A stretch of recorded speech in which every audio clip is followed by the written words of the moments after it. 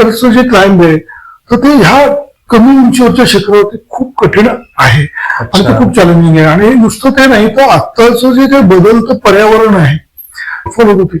अलीकडे तुम्ही पाहिलं असेल की या वर्षी पावसाळ्यामध्ये पहिल्यांदा हिमालयामध्ये इतकी मोठ्या प्रमाणात दरडी कोसळल्या, लँडस्लाईड झाल्या, लेक बस्ट झालेत, ग्लेशियर लेक फुटलेत.